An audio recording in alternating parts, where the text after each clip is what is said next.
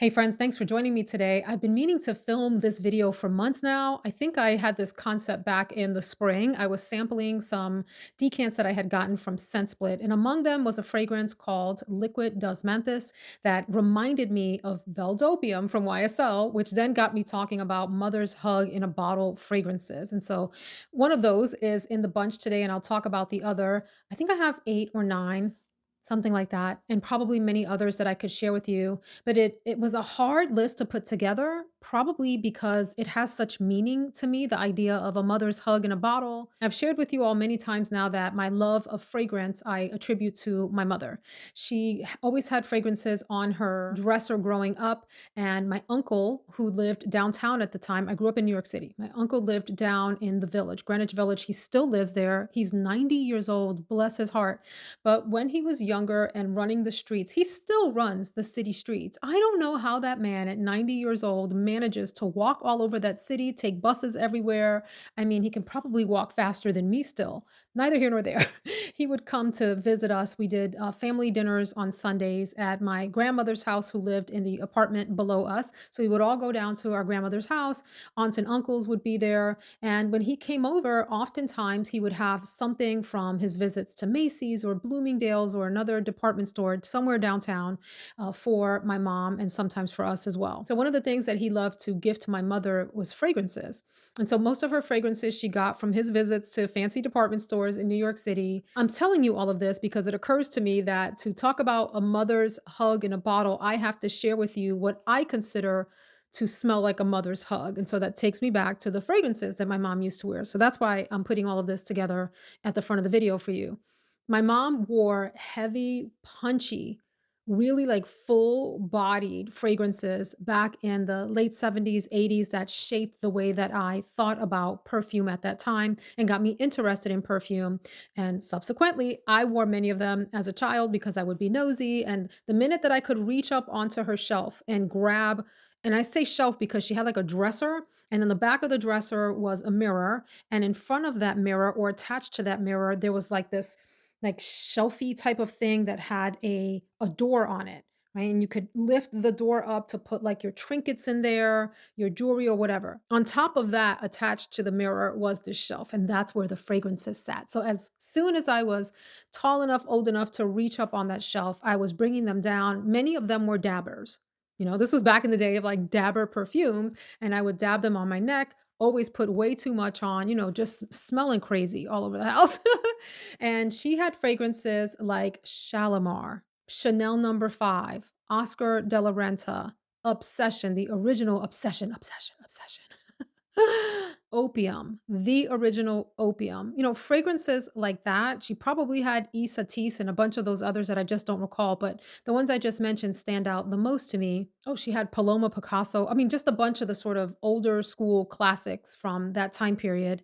They all had a lot in common, heavy on the florals, heavy on the patchouli, heavy on amber sometimes. Those were the characteristics of those fragrances, and thus she always smelled really warm and strong. Like the smell that she wore on her body, all of them sort of blend into one memory for me. They're all spicy, they're warm, they're ambery, they're almost syrupy. And on many occasions, they also smelled earthy from the patchouli, or woody or chocolatey from the patchouli that was in the fragrances. It wasn't unusual for a fragrance to have like a slightly animalic touch at that time. But I remember that they were all strong, they were all powerful, all projecting, and probably fragrances that today might be considered cloying. Did I mention Shalimar? I mean, Shalimar and opium.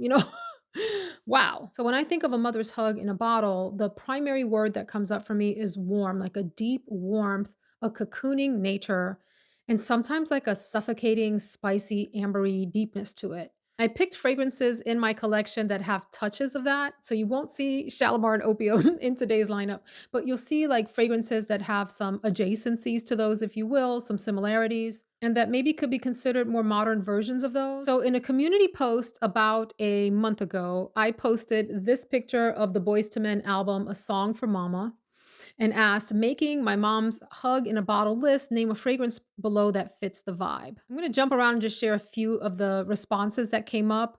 Trésor, Beautiful by Estee Lauder, Far Away by Avon, Arpège, Cabochard, Roma by Laura Biagiotti. White Shoulders. Oh my gosh, blast from the past there. L'air de temps. White Linen.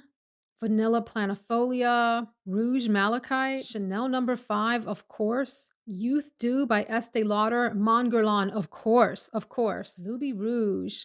Seven Virtues Amber Vanilla. New York Gardenia. Chantilly. Ooh, the memories. Speaking of Chantilly, I wore Chantilly to death in middle school. I used to douse myself in Chantilly and Giorgio Beverly Hills. Do you remember that?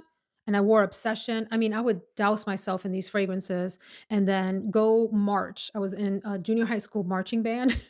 And we had practice at 7 a.m. in the gym. And I was a majorette and then I was a drum major. And I would march around in the gym with 10 tons of one of those fragrances on. How anyone could stand to be around me, I don't know. Anyway, thanks so much for responding to that post. If you want to see other responses, I'll see if I can link a post below. I don't know if I can do that, but let me get into today's list. And I'll start off with the one that inspired this video.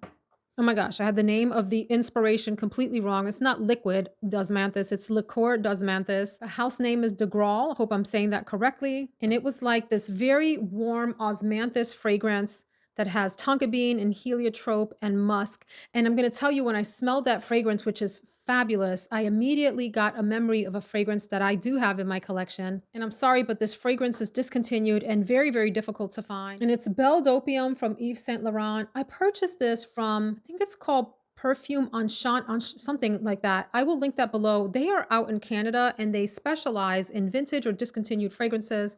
And they had this on their website and I purchased this years ago. But I immediately got a memory of this. This has a little bit of the original opium DNA in that it has a bit of like a smoky, incensey, spicy touch to it, but it's primarily this deep, almost like syrupy, fruity, warm, very thick smelling fragrance. There are various white florals, lily, gardenia, jasmine, and a sandalwood amber base. Lots of fruity notes. There is tobacco and pepper in the fragrance, but the net effect of all of that is this warm, like syrupy, fruity, slightly floral, ambery, almost like honey-esque fragrance that just feels dense and warm and cushy. There's something super cushy about this scent.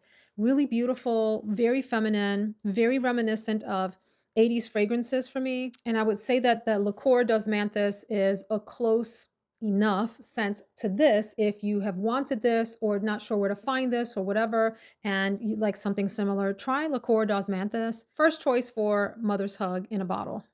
And then one of my favorite finds of the year, and another one that inspired this video where I thought I absolutely have to film a Mother's Hug in a bottle video. This is Brandt's Summer Street.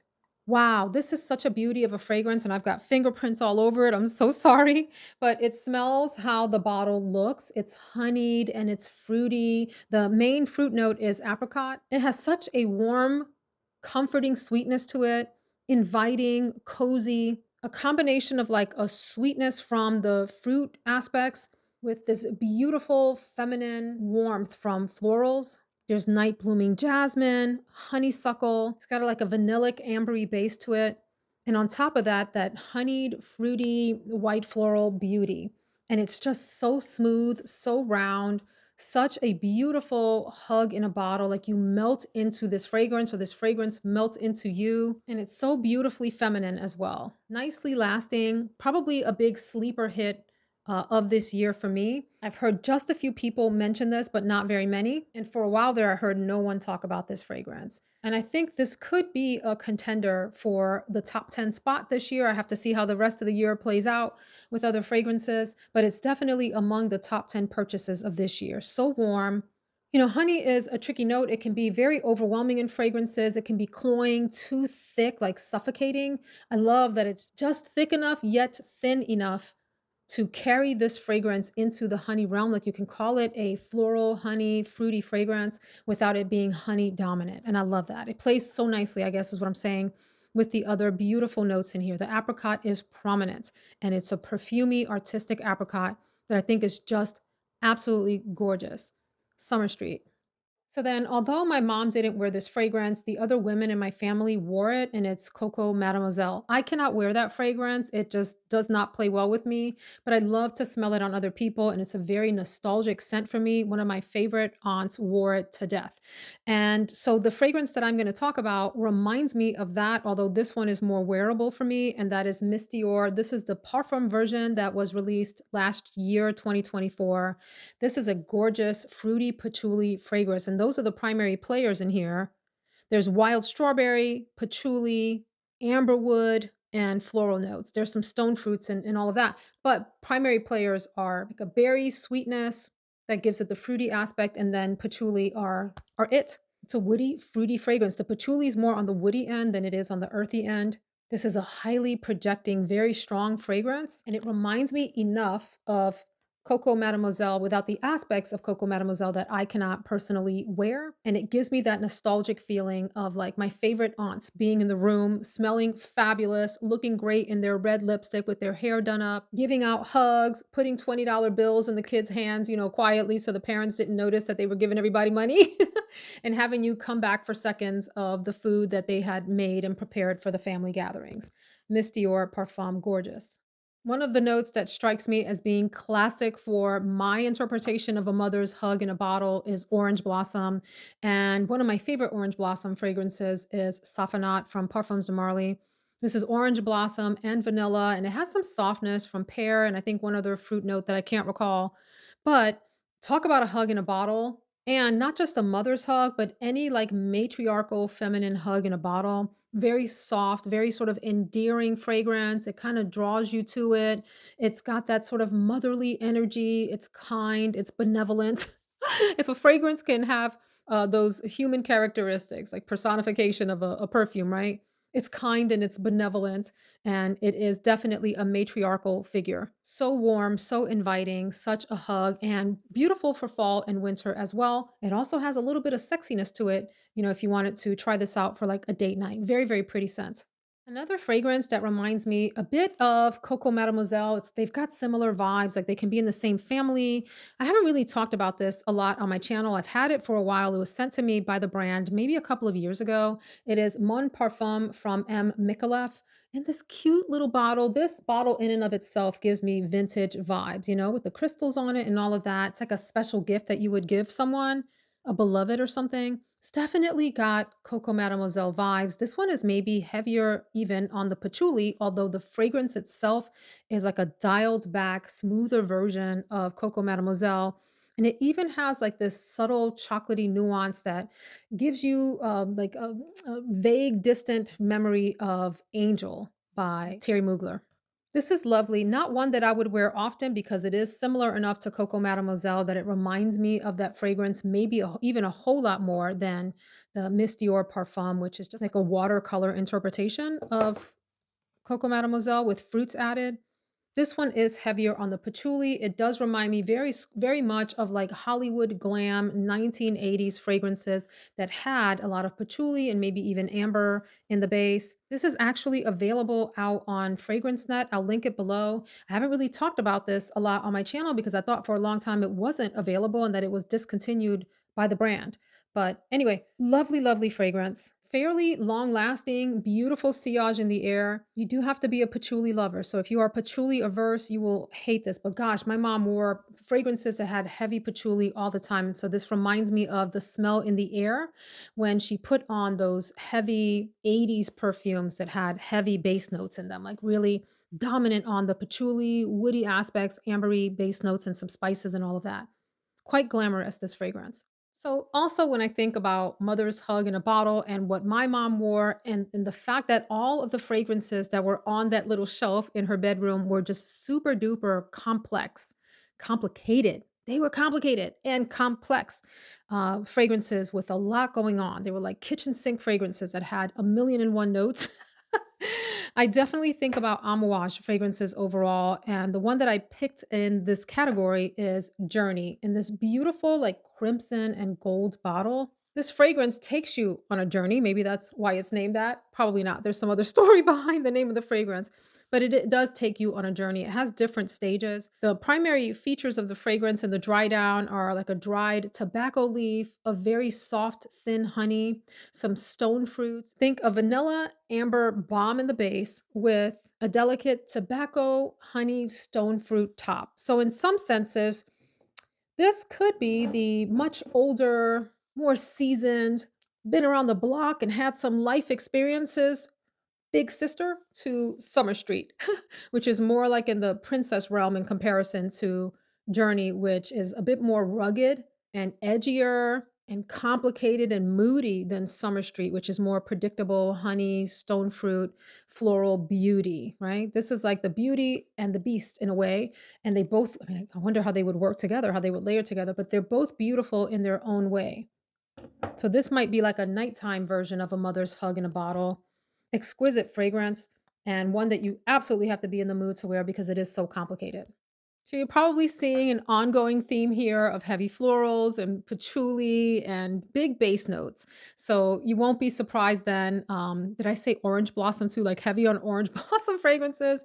You won't be surprised to see Elie Saab Le Parfum here. For those of you that have tried this, these fragrances had a big moment on YouTube back in, I don't know, like 2018 to 2020 or so, 2021. And then I don't really see them talked about anymore, but there's a whole line of really beautiful Elie Saab fragrances. There's one in white. I think there's like a bridal version. There's a variety. And then Elie Saab made this whole, I guess what they would call their privé line, where the fragrances focused on individual notes. Like there was a tuberose one and an amber one. And just go check it out. Like if you're interested in fragrances that don't get a lot of hype and that are sort of hidden gems, look up Elie Saab fragrances online and go explore. Lots and lots of beauties in the bunch, this being one of them. This one is heavy on the orange blossom. It's like a almost like a honeyed orange blossom. In fact, I think there is honey in the fragrance as well. Yes, white honey, orange blossom, jasmine, patchouli, rose, and a woodiness, but primarily this soft, almost honeyed floral, little bit of that rose sort of floral nuance on the side, if you will. But the primary player is that kind of orange flower, orange blossom, honeyed beautifulness, very thick fragrance, maybe cloying. This is the hug that suffocates you. So if you had aunties, a grandmother, a mother, any woman figure in your life that had the big bosom and you were younger and she would hug you and pull you into her bosom and it was like squishy perfume smelling body, like, oh, you got sucked up into the hug. You know what I'm talking about. This is that in a fragrance. It's quite beautiful, very elegant and cloying at the same time. So it's the combination of both, super long lasting, fills up a room. Don't overspray this if you do get it. And you can find these pretty affordably. They're nice bottles. They actually remind me of the Tiffany bottles where it looks like, facets of a gemstone or something like that. I have one of the most fascinating fragrances in my collection because it's unique and it's hard to describe. And people either enjoyed this or they don't. I haven't used this a lot, admittedly. I've maybe worn this 2 or 3 times since I've purchased it, and, it's because it's strong and you have to be in the mood for it. Definitely a cold weather scent, and it is BRAVI from Thameen. I haven't heard anyone talk about this except Simply Aisha.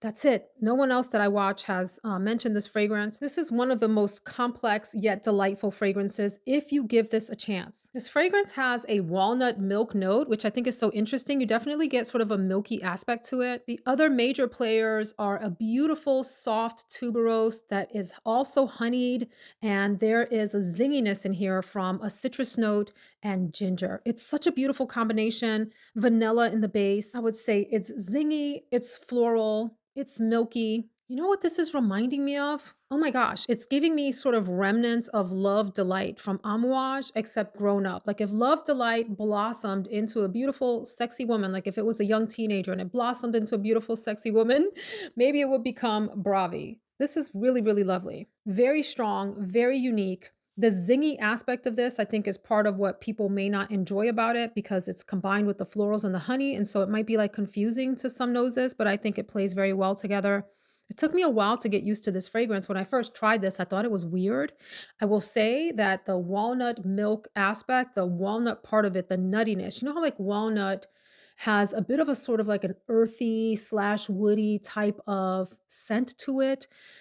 I feel like I got that more when I first tried this, but as it has matured and deepened on my shelf, I feel like it's more floral, it's more sweet, and I really enjoy the zingy, gingery, citrusy aspect of this. That makes this unique and different, but I love that it's also warm and deep. So this is maybe like a modern mother's hug in a bottle fragrance. And then one of the gems in my collection that I don't hear people talking about, in fact, I don't talk about it much, which is craziness because it smells so good. It is the quintessential mother's hug in a bottle for me, in that it's both floral and warm and it has a sweetness to it. This one doesn't have patchouli or heavy woods or anything like that in it, but it's got those other feminine, beautiful cocooning aspects to it. And I only have this teeny tiny little bottle of it, but it's Chloe Luminous. Actually, it's called Chloe L'Eau de Parfum Lumineuse. And the primary players in here are jasmine, sambac, vanilla, and amber. Those are what stand out to me. There's also a rose note apparently in the fragrance, and perhaps some others. Well, I guess I get some other of the lighter florals, but jasmine and warmth. It's so warm and enveloping. It is like falling into a bed of flannel sheets and faux fur blankets at the end of a long, tiresome day. Like it welcomes you home.